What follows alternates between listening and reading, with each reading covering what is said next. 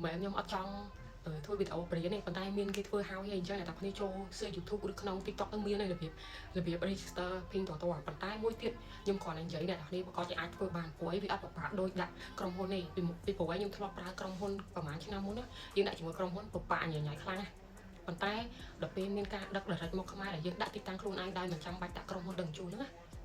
គឺវាស្រួលជាងវាស្រួលត្រង់តែចេះគ្រាន់តែ download app មក register ជាមួយនឹងលេខទូរស័ព្ទហើយពេលខ្លះវាអត់ផ្ញើលេខកូដមកទេយើងពី3ដងទៅបានវាផ្ញើលេខកូដមកតែបើសិនជាវាអត់ផ្ញើមកទេអ្នកនរគ្នាចង់បង្កើតវាលឿន connect ជាមួយ Facebook យើងទៅព្រោះ Facebook អ្នកនរគ្នាអត់ចង់ connect ជាមួយ Gmail ទៅអត់មានទីមទីលេខកូដ password អីទេអញ្ចឹងវាជាប់នៅហ្នឹងហើយបន្ទាប់មកវីដេអូដែលខ្ញុំគ្រាន់តែ download មក connect ជាមួយ Facebook អាហ្នឹងងាយស្រួលបន្ទាប់មកអ្នកនរគ្នាមើលវីដេអូដែលខ្ញុំ add អាស័យដ្ឋានហ្នឹងណាមាននៅក្នុងហ្នឹងហើយតែប៉ុណ្្នឹងទិញបានហើយនឹងវីសាកាអ្នកនរគ្នាមើលនៅក្នុង YouTube ទៅមានខ្ញុំខ្ជិលធ្វើវីដេអូដោយសារមានអ្នកធ្វើច្រើនអ្នកនរគ្នាហើយមួយទៀតអាវីដេអូគាត់ថាចេះពេលដែលយើង complain ទៅខាង pin តហ្នឹងធ្វើមិនគឺខ្ញុំឆាតជាមួយនឹង customer service ហ្នឹងអាពីក្រុមក៏ធួ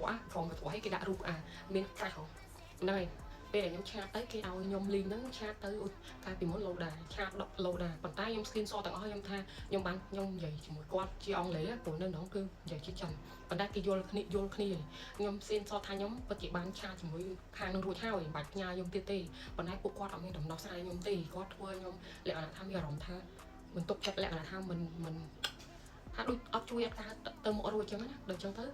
ខ្ញុំត្រូវការឲ្យអ្នកជួយខ្ញុំបានអត់ខ្ញុំនិយាយចឹងហើយគាត់ថាបន្ទាប់មកខាងពីតហ្នឹងក៏តាក់ទងថាអត់ហ្នឹងឯងគេនឹងជួយបន្ទាប់មកខ្ញុំសួរថាខ្ញុំត្រូវធ្វើមិនព្រោះឯកូការជាមួយនឹងឡូដែរពេលដែលខ្ញុំមានបញ្ហាគេឲ្យខ្ញុំធ្វើនេះធ្វើនោះញ៉ៃតែខ្ញុំគួរធ្វើមិនជាមួយពីតហ្នឹងហើយដឹងគេឆ្លើយមកមួយចត់គេថាមិនបាច់ធ្វើអីទាំងអស់ផ្ញើតែលេខ tracking មកចាំគេចាត់ការអញ្ចឹងគេប្រាប់ខ្ញុំឲ្យរងចាំការ process របស់គេទៅហើយអ្វីដែលខ្ញុំសប្បាយចិត្តទៀតដែលអ្នកលេខពីតខមកលេខដៃរបស់ខ្ញុំខមកហ្មងតែខ្ញុំហ៊ានលើកដោយសារខ្ញុំអត់ចេះចិនទេបន្ទាប់មកក៏មានឡូដាជនជាតិចិនគាត់ប្រើ AI ឆាតតាម Telegram របស់ខ្ញុំពេលខ្ញុំឆាតមកគាត់គឺថានឹងចង់អាណិតគាត់វិញទៅអាណិតគាត់វិញហើយគាត់ប្រាប់ខ្ញុំថាខ្ញុំនឹងជួយដកពាក្យបដិងពីពីតផងអញ្ចឹងណាហើយខ្ញុំថាចាំឲ្យវ៉ាន់ហ្នឹងមកដល់ដៃខ្ញុំសិនខ្ញុំដកពាក្យបដិងហើយខ្ញុំមិនដកខ្ញុំគ្រាន់ប្រាប់ថាខ្ញុំបានទទួលវ៉ាន់ហើយគេបាន process ហើយវ៉ាន់ហ្នឹងអញ្ចឹងការពេលមានបញ្ហាហ្នឹងខាងក្រុមហ៊ុនឡូដាគាត់ប្រាប់ខ្ញុំចេះ process 3ថ្ងៃទៅ4ថ្ងៃខ្ញុំអត់ពេញចិត្តនៅអត់3ថ្ងៃទៅ4ថ្ងៃហ្នឹងហើយមួយទៀតគាត់ថាឲ្យខ្ញុំផ្ញើអាស័យដ្ឋានគាត់ខ្ញុំអត់ចង់បានឡើយហ្នឹងដោយសារអាស័យដ្ឋានខ្ញុំមានតែហេតុអីបានត្រូវឲ្យខ្ញុំផ្ញើភាសាទៀតចឹងបានខ្ញុំ screenshot អាហ្នឹងផ្ញើទៅពីតហើយពេលដែលចូលឆាតជាមួយ service center របស់ពីតហ្នឹងគឺគេព្យាយាមឲ្យយើងឆាតជាមួយ load ដែររហូតប៉ុន្តែខ្ញុំនៅតែខ្ញុំមានហេតុផលរបស់ខ្ញុំថាខ្ញុំ screenshot ថានេះខ្ញុំពិតជាបានឆាតមកគាត់ហើយតែពួកគាត់ជួយខ្ញុំអត់បានទេអញ្ចឹងតែជួយខ្ញុំបានអត់គេប្រាប់ខ្ញុំថាអូខេគេជួយហើយមិនបាច់ធ្វើអីទាំងអស់ចាំតែយកវ៉ាន់អីបើគេឲ្យគេឆាតមកខ្ញុំសួរខ្ញុំរហូតគេឆាតមកសួរថាមិនអីមានខាង